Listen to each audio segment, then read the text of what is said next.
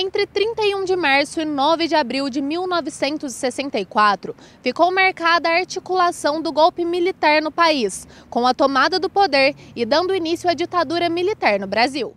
Esse golpe foi tentado em 1954, que juntava civis que não tinham votos com militares que entendiam que tinham que mandar no Brasil.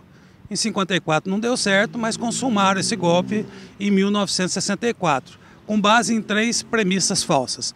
A primeira delas é que eles combateriam a corrupção. A segunda é que eles reorganizariam a economia do país. Na verdade, não havia nenhuma ameaça comunista no Brasil, isso era retórica, era um discurso para colocar medo na população. E parte da sociedade civil ajudou muito nisso, né?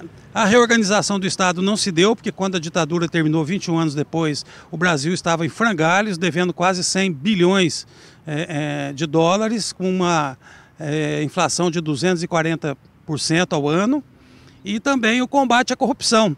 Aliás, é uma coisa curiosa, porque o golpe só foi possível com a adesão de um general, né, Amaury Cruel, que era legalista, e que quando ele aderiu ao golpe, ele aderiu em troca de 3 milhões e 600 mil dólares. Então o golpe que foi para combater a corrupção corrompeu um general para que o golpe efetivamente se desse. Se estendendo entre 1964 e 1985, o período ficou marcado por censura, sequestro e execuções. As consequências mais duras se deram sobre a sociedade civil organizada, sobre a imprensa, sobre a cultura, né? Logo nos primeiros meses foram 50 mil pessoas caçadas e presas. Ao contrário do que dizem, a tortura começou já no primeiro dia, né? A tortura foi liberada já no primeiro dia e muita gente desapareceu, mais de 400 pessoas foram mortas. Milhares de pessoas se exilaram para fugir da ditadura, outras pessoas viveram vida clandestina, tiveram que viver clandestinamente com nomes falsos, escondidos. Aqueles que viveram a época relatam o terror e os medos, mas destacam ainda a coragem da luta. A política de resistência à ditadura militar era uma política feita com medo, com terror, né?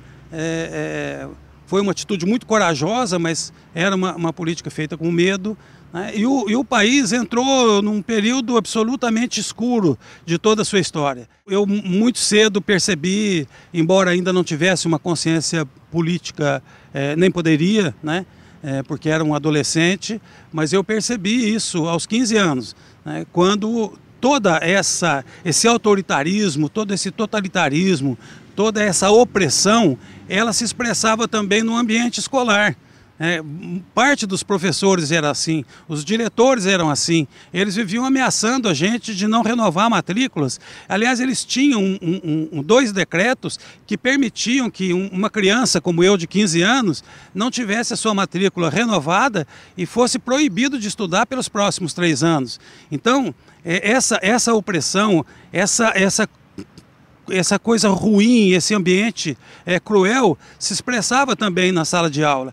Embora tenha sido um período marcado pela opressão, a luta pela democracia também ficou marcada. E quem viveu conta que valeu a pena. Se me pergunta se valeu a pena a resistência, se valeu a pena lutar pela democracia, eu digo que sim. E por quê? É porque na democracia, as pessoas que estão insatisfeitas, que estão infelizes, as pessoas que sofrem, elas podem se manifestar, elas podem dizer que eu estou sem emprego, eu estou sem comida, eu estou sem transporte. Numa ditadura isso não é possível. Numa democracia nós podemos lutar por um mundo melhor, por uma sociedade mais justa, mais igualitária. Numa democracia, a atividade cultural se expressa naturalmente. Então, valeu a pena a luta pela democracia, valeu e vale, porque o fascismo, a ultradireita, ela pode até hibernar, mas ela não morre, ela está sempre à espreita à procura de um novo golpe. Mas eu tenho convicção que a sociedade brasileira jamais permitirá que o fascismo passe no Brasil. Inara Angra para o Plantão 47.